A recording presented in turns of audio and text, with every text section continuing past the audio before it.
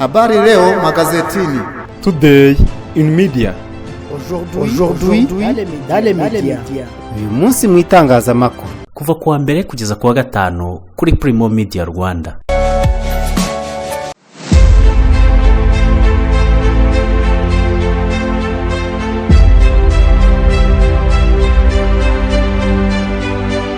Nonye kubasuhuza kandi baha ikaze muri gahunda y'umunsi mu itangazamakuru ya none tariki ya 30 z'ukwa gatanu kwa 2026.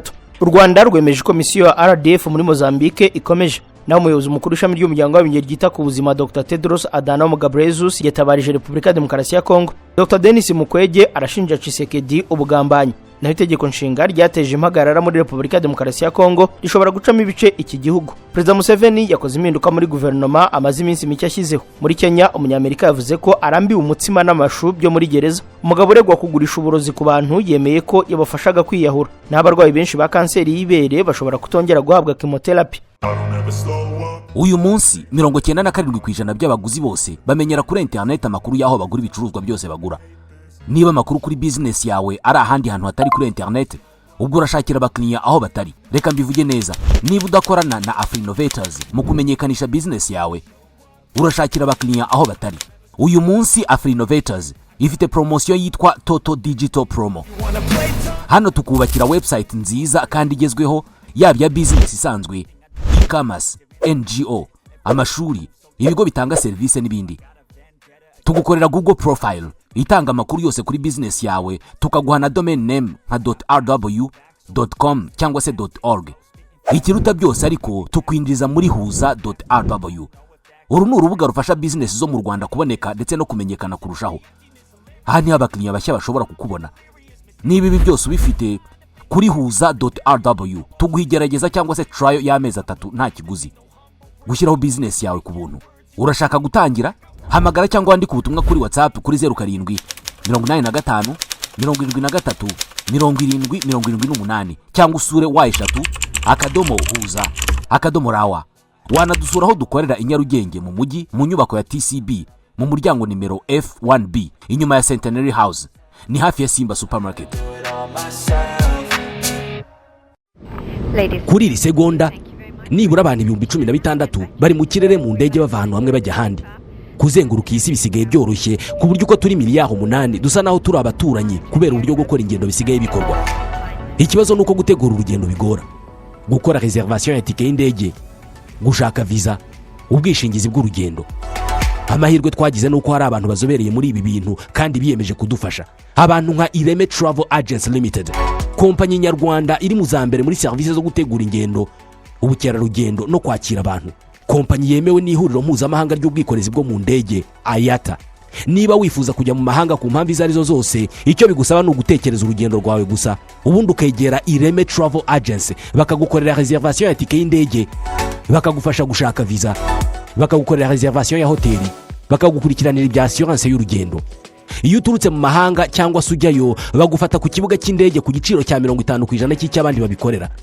Ku bantu bari kure kandi bashobora kwishyura hakoreshejwe ikoranabuhanga online payment, tuguha link ubundi ukishyura. Ireme Travel Agency ikorera mu mujyi wa Kigali muri Mike mu nzu yo hasi mu muryango wa G41. Hamagara 07 85 36 48 cyangwa 07 89 88 Ushobora no kwandika email kuri info@iremetravel.rawa. Wanasura urubuga rwa internet y3.iremetravel.rawa. Ikaze muri amakuru arambuye. U Rwanda rwemeje komisiyo ya RDF muri Mozambique ikomeje. U Rwanda rwemeje ko muri uyu mwaka rwafashe umwanzuro wo gukomeza gukorana byihariye na guverinoma ya Mozambique mu bikorwa byo kubungabunga umutekano mu ntara ya Cabo Delgado, aho ingabo z'u Rwanda ziri mu butumwa bwo kugarura amahoro n'umutekano. Ni byagarutswe na Minisitiri w'Ububanyi n'Amahanga w'u Rwanda Olivier Nduhungire mu kiganiro n'abahagarariye ibihugu n'imiryango mpuzamahanga mu Rwanda, asobanura ko Mozambique nk'uko yabikoraga ndetse izakomeza kubigenza mu gutera inkunga yose ikenewe ingabo z'u Rwanda ziri mu ntara ya Cabo Delgado mu majyaruguru y'icyo gihugu. Ati ubufatanye hagati y'u Rwanda na Mozambique bwagaragaje umusaruro ugaragara kandi buzaguma gukomera no mu gihe kiri imbere. Minisitiri Nduhungirehe yasangije aya makuru abadiplomate nyuma y'uko mu minsi ishize yari yatangaje ko nubwo umuryango w'Uburayi wafashe icyemezo cyo guhagarika inkunga wageneraga ibikorwa by'inzego z'umutekano z'u Rwanda muri Mozambique, guverinoma z'ibihugu byombi ziyemeje gukomeza ubufatanye mu bikorwa byo kurinda abaturage b'intara ya Cabo Delgado bibasiwe n'imitwe y'iterabwoba. Minisitiri Nduhungirehe yavuze ko u Rwanda rwafashe icyemezo cyo gukorana na guverinoma ya Mozambique muri ibyo bikorwa by'umutekano nk'uko rwari rwarabyiyemeje mbere. Ati ni muri urwo rwego uyu mwaka u Rwanda rwafashe icyemezo cyo gusubira ku ishingiro ry'ubufatanye no gukorana by'umwihariko na guverinoma ya Mozambique. Ku ruhande rwayo ikaba yaramaze kubona kandi izakomeza kubona ubushobozi bwo gutera inkunga ibikorwa by'inzego z'umutekano z'u Rwanda muri Cabo Delgado. Uretse ubufatanye hagati y'u Rwanda na Mozambique, Minisitiri Nduhungirehe yakomoje no ku bibazo bijyanye n'umutekano mu karere k'ibiyaga bigari, avuga ko u Rwanda rwongeye gusaba umuryango mpuzamahanga n'abafatanya ibikorwa bose gufata iya mbere mu gusaba Repubulika ya Demokarasi ya Kongo gushyira mu bikorwa ibyo yemeye bikubiye mu masezerano. U Rwanda rwazamutse ku rutonde nyafurika mu bijyanye n'inganda. U Rwanda rwazamutse mu myanya mu rwego rwa Afurika mu bijyanye n'inganda ruva ku mwanya wa 34 rwariho mu 2023 rugera ku 32 mu 2024. Ni urutonde ruzwi nka Africa Industrialization Index 2025 ruyobowe n'igihugu cya Maroc. Iyo urebye guhera mu 2010 u Rwanda ruza mu bihugu 10 bya mbere muri Afurika byazamutse cyane mu iterambere ry'inganda, aho byabashije kuzamukaho nibura imyanya irenga 5. Biyobowe na Repubulika ya Demokarasi ya Kongo yazamutse imyanya 16, Djibouti yazamutseho 13. Mu 2010 u Rwanda rwari ku mwanya wa 38, bivuze ko rumaze kuzamuka imyanya 6. Muri Afurika, Maroc iyoboye urutonde rw'ibihugu bifite ubukungu bwubakiye ku nganda nyuma yo kwigaranzura Afurika y'Epfo yari ku mwanya wa mbere mu 2010, mu gihe Maroc yazaga ari iya kabiri. Muri rusange ibihugu byo mu majyaruguru ya Afurika nibyo biyoboye mu by'inganda, agakurikira Afurika y'Amajyepfo harebwe ku nganda n'umusaruro w'ibikorerwamo n'ibyoherezwa mu mahanga. Ibihugu 10 bya mbere muri Afurika ni Maroc ya mbere, Afurika y'Epfo ya kabiri, Misiri, Tunisia, ibirwa bya Maurice, Algeria, Eswatini, Senegal, Namibia na Cote d'Ivoire za ku mwanya wa 10. Raporo inagaragaza ko urwego rw'inganda rugikeneye kongererwa imbaraga muri Afurika, kuko nubwo rwagaragaje kuzamuka ku gipimo cya 2.8% kuva mu 2000, umusaruro w'uyu mugabane mu bikorerwa mu nganda ku isi ukiri muke. Ibihugu biza hafi muri aka karere u Rwanda ruherereyemo ni igihugu cya Kenya kiza ku mwanya wa 11, Repubulika ya Demokarasi ya Kongo ikaza ku mwanya wa 13, Uganda ikaza ku mwanya wa 16, Tanzania ku wa 23, Ethiopia ku mwanya wa 31, u Rwanda ku mwanya wa 32, mu gihe Burundi buza ku mwanya wa 52, buza mu myanya ya nyuma mu bihugu 54 bya Afurika. Banki ya Afurika itsura amajyambere ivuga ko ibihugu bikeneye kongera ubushobozi mu by'inganda, kuko ari uburyo bukomeye bwafasha mu guhanga imirimo, kongera ibyoherezwa mu mahanga no kubaka ubukungu buhamye kuri uyu mugabane. Ku Rwanda uru rutonde rugaragaza umusaruro w'imbaraga zashyizwe mu koresha ishoramari, kubaka ibyanya byahariwe inganda no kongera imbaraga mu byoherezwa mu mahanga. I Kayonza basabwe gutanga amakuru y'ahari imibiri y'abishwe muri jenoside.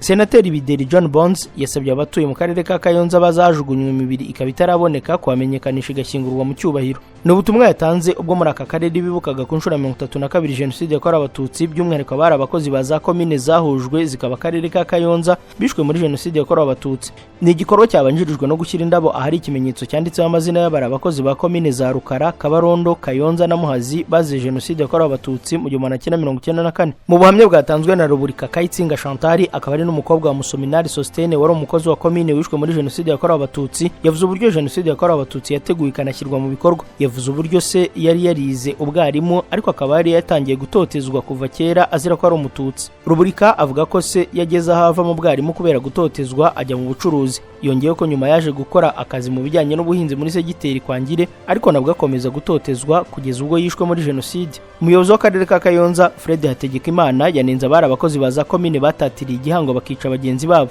Ati uyu munsi turibuka ku nshuro 32 jenoside yakorewe abatutsi, by'umwihariko abari abakozi ba komine bicwa na leta bakoreraga, bicwa na bagenzi babo bakoranaga babaziza uko bavutse batahisemo muri jenoside yakorewe abatutsi barabica. Twebwe nk'abakozi ba leta uyu munsi bakorera akarere ka Kayonza ni inshingano zacu gukomeza kwibuka, ariko kandi by'umwihariko abari abakozi. Yashimye ingabo za RPA zari ziyobowe na Perezida Paul Kagame zabashije guhagarika jenoside yakorewe abatutsi. Perezida wibuka mu karere ka Kayonza Ndindabahizi Didasi nawe yavuze ko kuba akarere gashyiraho umwanya wo kwibuka abari abakozi ba komine bishwe muri jenoside bitanga icyizere ko jenoside itazongera ukundi.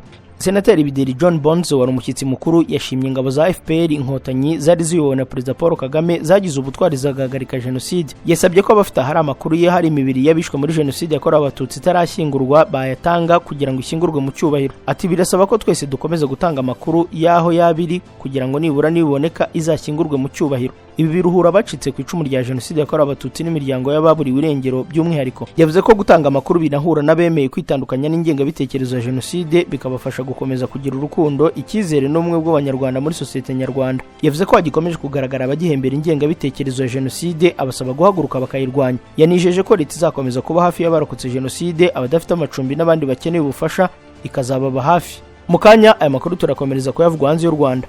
Buri gihe uko usoje imirimo, iyo nta gahunda z'umuryango zihutirwa zigutegereje mu rugo, wifuza kuruhura ubwonko no kuganira nabo mwungurana ibitekerezo ku kazi kawe cyangwa ku iterambere ry'ubuzima, nguhitiyemo kwa Jados Bar Restaurant and Coffee. Aha niho hantu hatuje kandi hari smart, kuko baguha serivisi za 5 stars, waba wifuza kuhafatira amafunguro ku manywa, kuhakoreshereza komandi kagusanga iwawe mu rugo, ku kazi kawe ndetse n'ahandi waba uherereye, cyangwa kuhasangirira n'abawe icyo kunywa yaba ibisembuye n'ibidasembuye. Ngaha ahantu hari smart mu mujyi wa Kigali kwa Jados Bar Restaurant and Coffee bafite aho mwaganirira hatuje, mwifuza gukora inama zaba iz'akazi, inama y'ubukwe, aho mwakwiyakirira muvuye gusezerana. Bafite ahantu hatuje hisanzuye kubifuriza abanyi isabukuru nziza n'ibindi birori. Bafite sale z'imyidagaduro, harimo aho berekanira imipira yose by'umwihariko yo ku mugabane w'Uburayi, aho gukinira biyari kandi zirenze imwe, ndetse n'abakunda gususuruka babafite bande ya karaoke n'igisope buri weekend. Bafite umwihariko w'akabyiniro night club. Jados Bar Restaurant and Coffee Shop ni ku Gisozi ujya Beretwari, ahegeranye n'icyapa cya bisi zijya mu mujyi. Bafite n'andi mashami hafi ya gare ya Batsinda ndetse n'i Kanombe mu Busanza. Kubifuza ko serivisi zacu zibasangaho muri, mwaduhamagara kuri 0788 35 11 27. Jados Bar Restaurant and Coffee Shop, urugero rwa serivisi zinoze kandi zihuse mu Rwanda. uyu mujyi kurimo amaduka menshi agurisha amatelefoni, ndakura iryizeye nguramo iPhone kandi bakampa garanti. Niba nawe wibaza ikibazo nk'iki, sigaho kubunza imitima wirirwa ushakisha, kuko Future Mobile Store niwo mwihariko wacu. Uhereye ku mafaranga 150 gusa, iri duka riraguha telefoni zigezweho za Samsung na iPhone n'ama-accessoires yazo nka charger, screen protector, cover, écouteurs, speaker ndetse n'ibindi. Kuva kuri iPhone XR kugeza kuri iPhone 17 Pro Max na Samsung Galaxy 05 kugeza kuri Samsung Galaxy S25 Ultra na Fold 7 zose nshyashya kandi ku giciro gisa n'icy'uruganda, urazisanga muri Future Mobile Store. Ushaka guhindura telefone ya iPhone cyangwa Samsung ufite ukagendana n'igezweho ibizwi nka top up, urayizana ukongeraho udufaranga duke tukagufasha kuyihindura ukagendana n'igezweho. Umwihariko muri Future Mobile Store ni uko iguze telefone yacu tuguha garanti y'imyaka 2. Waba uri muri Kigali cyangwa uri mu ntara, iyi telefone turayikoherereza kandi tukishyura igiciro cyo kuyikugezaho. Dukorera mu nyubako yo kwa Makuza ateganye na parking ya Beka, hakurya haba haparitse abamotari ku muryango wa 35. Ku bindi bisobanuro waduhamagara cyangwa ukatwandikira kuri 0784 72 no kuri website wa eshatu@futuremobile-store.rw. Wadusanga no ku mbuga nkoranyambaga zacu hose ni Future Mobile Store. Gana Future Mobile Store, telefone zigezweho mu Rwanda tuzishyire mu biganza byawe. Makuru avugwa hanze y'u Rwanda. Umuyobozi mukuru w'ishami ry'umuryango w'abibumbye ryita ku buzima Tedros Adhanom Ghebreyesus yatabarije Repubulika ya Demokarasi ya Kongo. Umuyobozi mukuru w'ishami ry'umuryango w'abibumbye ryita ku buzima OMS Dr Tedros Adhanom Ghebreyesus yagiriye uruzinduko muri Repubulika ya Demokarasi ya Kongo kugira ngo ayobore ibikorwa byo guhangana n'icyorezo cya Ebola ndetse no kwihanganisha abari ku isonga mu kuyirwanya. Iki cyorezo kibasiye intara zirimo Ituri kikaba kimaze kwandura no guhitana abantu barimo n'abakozi mu rwego rw'ubuzima. Dr Tedros yasabye amahanga gutanga inkunga muri iki gihugu kugira ngo zifashe mu guhangana na Ebola. Yanasabye ko mu gace ko mu burasirazuba bwa Kongo karimo intambara impande zihanganye zatanga agahenge kugira ngo habashe gukorwa ibikorwa by'ubuvuzi. Ubwo yageraga i Kinshasa, Dr Tedros yavuze ko icyo cyorezo gikomeye kandi kigoye cyane, asaba ko abakora mu nzego z'ubuzima bakwitabwaho by'umwihariko. Kugeza ubu abakekwa ko bamaze guhitanwa n'iki cyorezo bamaze kurenga 200, hakaba harimo n'abakozi 6 mu bitaro.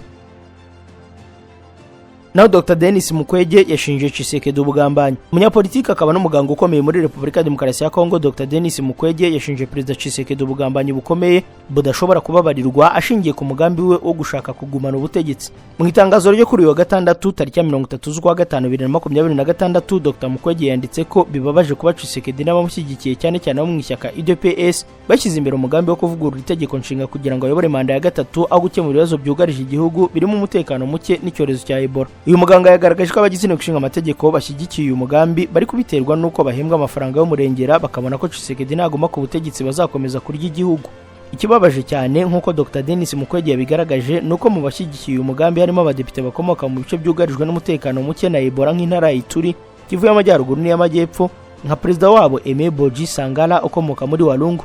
Dr Mukwege yagize ati UDPS yahoze ari icyitegererezo mu mpinduramatwara yahindutse umucurabwenge w'ubugambanyi buganisha igihugu cyacu mu irimbukiro. Uyu muganga yasabye Tshisekedi gusubira ku murongo akibuka ko afite inshingano zo kurengera inzego z'igihugu n'amategeko yacyo bitaba iby'amateka akazamucira urubanza kubera ubugambanyi. Ati bwana perezida nk'umugenga w'imikorere myiza y'inzego z'igihugu cyacu dukunda irinda abagusingiza kubw'inyungu zabo, subira ku murongo mbere y'uko amateka gucira urubanza ku bugambanyi butababarirwa. Mu ntangiriro z'uku kwa gatanu Tshisekedi yavuze ko hari gusuzumwa uburyo itegeko nshinga ryavugururwa kandi ko abanyekongo nibashaka kumwongeza manda azabyemera. Yanaciye amarenga ko amatora y'umukuru w'igihugu ashobora kutazaba mu 2027. Abatavuga rumwe n'ubutegetsi bwa Tshisekedi nka Martin Fayulu na Delice Sanga bamaganye aya magambo bagaragaza ko biteguye gukoresha imbaraga zabo zose bafite mu gukumira uyu mugambi. Tariki ya 5 z'ukwezi kwa gatandatu 2026 i Kinshasa ihitezwe imyigaragambyo ikomeye izahuza abadashyigikiye umugambi wo kuvugurura itegeko nshinga. Amashyaka harimo ESID rya Fayulu na Ensemble ari mu yayiteguye. Uyu mushinga wo kuvugurura itegeko nshinga rya Repubulika ya Demokarasi ya Kongo rero ushobora gucamo ibice iki gihugu. Impaka zishingiye ku mushinga wo kuvugurura itegeko nshinga zatangiye gufata indi ntera ibintu benshi babona nk'ibishobora guhindura hazaza h'ubutegetsi bw'iki gihugu gikomeye muri Afurika yo hagati. Mu byumweru bishize bamwe mu banyapolitike bo mu ishyaka riri ku butegetsi ndetse n'abegereye Tshisekedi batangiye kuvuga ku gukosora cyangwa kuvugurura itegeko nshinga ryashyizwemo 2006 nyuma y'intambara zari zarashagishe Kongo. Nubwo ubutegetsi buvuga ko impinduka zigamije kunoza imiyoborere n'imikorere y'inzego za leta, abatavuga rumwe nabwo batangiye kubibona nk'intambwe ishobora gufungura inzira yo kongera imbaraga z'ubutegetsi bwa Perezida Tshisekedi no kuba yakuraho umubare wa manda ziteganywa n'itegeko nshinga. Itegeko nshinga rya Kongo ryemejwe nyuma y'ibiganiro by'amahoro byari bigamije kongera kubaka igihugu cyari kivuye mu ntambara zikomeye zahitanye abantu benshi. Ryashyizeho ihame rikomeye rivuga ko perezida atarenza manda ebyiri buri manda ikamara imyaka 5. Iryo hame ryaje gufatwa nk'umusingi wa demokarasi muri Kongo cyane cyane nyuma y'uko Joseph Kabila ashinjwaga gushaka kuguma ku butegetsi igihe manda ze zari zirangiye. Icyo gihe habaye imyigaragambyo n'igitutu mpuzamahanga bituma haba amatora yagejeje Tshisekedi ku butegetsi. Uyu munsi kongera kuvugurura itegeko nshinga biri gutuma benshi bibaza niba Kongo itabigiye kongera gusubira mu bibazo bya politike byigeze kuyijugunya mu mvururu. Nubwo kugeza ubu nta nyandiko irambuye irashyirwa ku mugaragaro, bamwe mu begereye ubutegetsi bavuga ko hari ingingo zitakijyanye n'igihe. Mu byo bavuga harimo imikorere y'inzego hagati ya perezida na minisitiri w'intebe, imiterere y'ubutegetsi bw'intara, imikorere ya komisiyo y'amatora ndetse n'uburyo bwo gukemura amakimbirane ya politike. Nyamara ariko abatavuga rumwe n'ubutegetsi bavuga ko inyuma y'izi mpamvu hashobora kuba hari umugambi wa politike ugamije kongera kugenzura inzego no gutegura uburyo perezida yakomeza kugira ijambo rikomeye mu gihugu igihe manda ze zaba zirangiye. Amashyaka atavuga rumwe n'ubutegetsi yatangiye kuburira abaturage ko gukora ku itegeko nshinga bishobora guteza ikibazo gikomeye. Hari abagereranya ibi n'ibyabaye mu bindi bihugu bya Afurika aho impinduka ku mategeko nshinga zakoreshejwe mu kongera manda z'abakuru b'ibihugu. Abakurikirana hafi politike ya Kongo baravuga ko ikibazo gikomeye atari uguhindura itegeko nshinga ubwaryo, ahubwo ko ari igihe biri gukorerwa n'urwego rw'icyizere abaturage bafite inzego za leta. Kongo iri mu bihe bikomeye by'umutekano muke ukomeje mu burasirazuba bw'igihugu, ubukungu buri guhura n'ibibazo ndetse no kutizerana gukomeye hagati y'abanyapolitike. Muri uyu mwuka wa politiki usanzwe ushyushye, impaka ku itegeko nshinga zishobora kongera gukongeza ubushyamirane. Ikibazo kiri kwibazwa ni ese Tshisekedi ashobora kongera gushaka ububasha burenze? Perezida Tshisekedi kugeza ubu ntaratangaza ku mugaragaro ko ashaka guhindura manda cyangwa kongera igihe ayobora igihugu, ariko amagambo y'abamushyigikiye niyo akomeje gutuma impaka ziyongera. Abanyapolitike bamwe baravuga ko ubutegetsi bushobora kuba buri kugerageza gupima ubushyuhe bwa politike mbere yo kujya kure mu mishinga nyirizina. Abandi bo baravuga ko bishobora no kuba uburyo bwo kurangaza abaturage mu gihe igihugu gifite ibibazo by'umutekano ndetse n'ibibazo by'ubukungu. Niba uyu mushinga ukomeje gutera imbere, Kongo ishobora guhura n'ibibazo bikomeye birimo imyigaragambyo ya politike, ubushyamirane hagati y'amashyaka, igitutu mpuzamahanga, kudindira kw'amatora cyangwa kuyashyira mu mpaka ndetse no guhungabana k'umutekano w'igihugu. Ku rwego rw'akarere, ikibazo cya Kongo kirakurikiranirwa hafi cyane kuko ari igihugu gifite uburemere mu mutekano wa Afurika yo hagati. Amateka ya Kongo agaragaza ko ibibazo byinshi bya politike byakunze gutangirira ku mpaka zishingiye ku butegetsi n'itegeko nshinga. Niyo mpamvu hari impungenge ko igihugu gishobora kongera kwinjira mu mwuka mubi wa politike n'impande zitandukanye zitabashije kumvikana. Cyakora hari abizera ko ibiganiro bya politike n'igitutu cy'abaturage bishobora gutuma impinduka zose zizakorwa mu mucyo kandi hadatejwe umutekano muke. Mu gihe impaka zikomeje gukaza umurego, amaso y'abanyekongo n'akarere ka Afurika yose akomeje kwerekeza i Kinshasa, aho hazafatirwa icyemezo gishobora kugira uruhare rukomeye ku hazaza ha demokarasi ya Kongo. Perezida Museveni we yakoze impinduka muri guverinoma amaze iminsi ashyizeho. Perezida wa Uganda Yoweri Kaguta Museveni yakoze impinduka nto zitunguranye muri guverinoma yari amaze iminsi ashyizeho. Muri izi mpinduka, Dr Jane Ruth Aceng wari wagizwe minisitiri w'ikoranabuhanga yagizwe minisitiri ushinzwe guhuza inteko ishinga amategeko na guverinoma, abisikana na Kasule Lumumba wari wahawe izo nshingano. Izi mpinduka zaje nyuma y'amasaha make hagaragaye impungenge z'amategeko ku kuba Lumumba yaragizwe minisitiri ushinzwe guhuza inteko ishinga amategeko na guverinoma, nyamara atari mu badepite bagize inteko ya 12 ya Uganda. Muri guverinoma nshya Perezida Museveni yari yashyizemo mu ntangiriro z'iki cyumweru. Aceng yari yagizwe minisitiri w'ikoranabuhanga nyuma y'imyaka 10 yari amaze ari minisitiri w'ubuzima. Uyu yaherukaga gushimira Perezida Museveni wari wamuhaye ziriya nshingano nshya gusa yavuze ko yahinduriwe imirimo. Lumumba nawe mu butumwa yanditse ku rubuga X yemeje ko yagizwe minisitiri wa ICT, ashimira Museveni wamugiriye icyo cyizere. Muri Kenya, umunyamerika yavuze ko arambiwe umutsima n'amashu byo muri gereza. Umunyamerika ufungiye muri Kenya yahawe urw'amenyo mu rukiko rwa Nairobi nyuma yo kubwira umucamanza ko arambiwe umutsima n'amashu bityo ko akwiye kugaburirwa amafunguro meza. Hodgson Enoch Jedida, umunyamerika ufungiwe muri Kenya azira kuhaba mu buryo bunyuranyije n'amategeko, arabihakana agasobanura ko urwego rushinzwe abinjira n'abasohoka rwamwambuye ibyangombwa bye birimo na pasiporo. Ubushinjacyaha bwo buvuga ko Enoch yari yararengeje igihe yari yemerewe kuguma muri Kenya, bugasaba ko afungirwa by'agateganyo muri gereza iri Nairobi. Ari mu rukiko kugira ngo aburanishwe, yabanje kwitotombera imirire yo muri gereza afungiwemo kuko ngo barya umutsima n'amashu gusa. Ati njyewe nkwiye guhabwa ifunguro ryiza, umutsima n'amashu nibyo muvuga bikwiye? Oya, njyewe siko mbitekereza. Ubwo yari amaze kuvuga aya magambo bari mu rukiko basekejwe n'ubwishongozi bw'uyu munyamerika ushaka kwitabwaho mu buryo butandukanye n'ubw'izindi mfungwa. Uyu munyamerika kandi yavuze ko umutsima n'amashu bimubihira, maze asaba urukiko gutegeka inzego zibishinzwe kumuha amafunguro meza ndetse menshi kurushaho. Umucamanza yanze icyo cyifuzo, amubwira ko agomba kwemera amafunguro asanzwe ahabwa abari muri gereza. Naho mu Bwongereza, umugereki yajyanywe mu nkiko akekwaho kunekera Iran. Umugereki yajyanywe mu nkiko z'Ubwongereza aregwa ibyaha bifitanye isano no gukorana n'ubutasi bwo hanze bwa Iran nyuma yo kugaragara neka umunyamakuru wa televiziyo ya Iran International ikorera mu mujyi wa London. Uwatangiye kuburanishwa ni Ioannis Adenidis w'imyaka 46 wavukiye muri Georgia, akaba atuye mu mujyi wa Munich mu Budage. Yatawe muri yombi tariki 16 z'uku kwa gatanu. Umushinjacyaha Daniel Ingham yabwiye urukiko rw'i London mu Bwongereza ko Adenidis ashinjwa kujya mu Bwongereza inshuro ebyiri mu kwezi kwa kane no kwa gatanu k'uyu mwaka agamije gukurikirana no gukora iperereza ku munyamakuru ukorera Iran International. Iyi televiziyo izwiho kunenga no kwamagana ubutegetsi bwa Tehran. Adenidis yafashe amafoto y'imodoka, inzu n'indi myirondoro yerekeranye n'uwo munyamakuru bigakekwa ko yabyoherezaga Iran. Umushinjacyaha Ingham kandi yavuze ko urugendo rwa kabiri yashyizeho kamera yihishe mu giti ku buryo yoherezaga amakuru yafataga ahantu hatazwi. Umushinjacyaha yasobanuye ko ubutumwa bwabonetse muri telefone ya Adenidis bugaragaza ko yaterwaga inkunga n'abantu bari mu mahanga, kandi ko hari n'ibindi bimenyetso byerekana ko hagati y'ingendo yagiriye mu Bwongereza yakoze n'ibikorwa byo gukurikirana ikigo cy'ingabo n'umutekano giherereye mu Butaliyani. Naho umugabo uregwa kugurisha uburozi ku bantu yemeye ko yabafashaga kwiyahura. Umugabo uregwa ibyaha 14 bishingiye ku kugurisha uburozi ku bantu batandukanye bahuriye kuri internet mu bihugu bitandukanye, yemeye ko yabafashaga kwiyahura. Kenneth Law ufite imyaka 60 yemeye ibyo byaha bifitanye isano n'abahohotewe muri Canada ubwo ari mu rukiko rwo muri Ontario. Mu masezerano yagiranye n'ubushinjacyaha bwakuyeho ibirego bikomeye by'ubwicanyi yarakurikiranyweho. Inzego z'ubuyobozi zigaragaza ko yagurishije udupfunyika tw'uburozi ku bantu 200 bahuriye mu mahuriro y'abashaka kwiyahura bo mu bihugu 40 birimo n'abo mu Bwongereza. Imiryango mu Bwongereza ifite ababo bagizwe ingaruka n'ibikorwa bya Law barakariye cyane ubushinjacyaha bw'Ubwongereza ku kutamurega mu nkiko zabo kandi afitanye isano n'impfu z'Abongereza 79. Ubushinjacyaha ariko butangaza ko ubutabera bwa Canada buzashyira mu gaciro igihombo Abongereza bagize kubera ibikorwa by'uwo mugabo. Mu ibaruwa ubushinjacyaha bwari bwanditse hagaragaramo ko Kenneth Law adashobora gukurikiranwa mu Bwongereza kubera imiterere y'ubutabera. Kenneth Law ashinjwa ibyaha 14 byo gufasha abantu kwiyahura muri Canada ndetse n'ibyaha 14 by'ubwicanyi nyuma yo gutabwa muri yombi mu 2023.